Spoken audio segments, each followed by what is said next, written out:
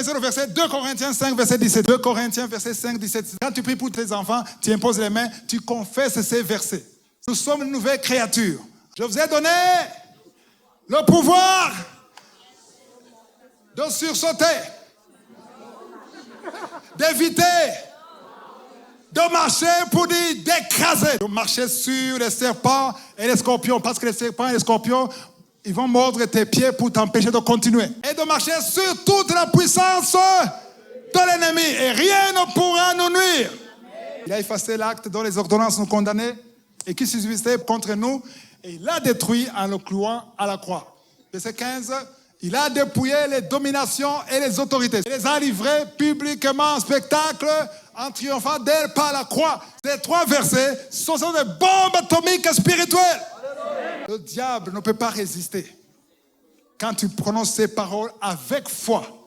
L'objectif, c'est que toutes ces malédictions familiales, toutes ces 30 personnes qui sont en toi, tu vas détruire ça. Les choses anciennes vont passer et toute chose sera nouvelle. Et nous venons en toute humilité, en croyant ta parole, qui dit que nous avons le pouvoir de marcher sur les serpents, sur les scorpions, sur toute la puissance de l'ennemi, et que rien ne pourra nous nuire. Parce que la parole de Dieu, c'est un marteau qui brise le roc. Il y a beaucoup d'enfants de Dieu qui ignoraient tout ce que je vous ai dit. Non, ce n'est pas normal. À partir de ce soir, c'est fini. Le meilleur est à venir.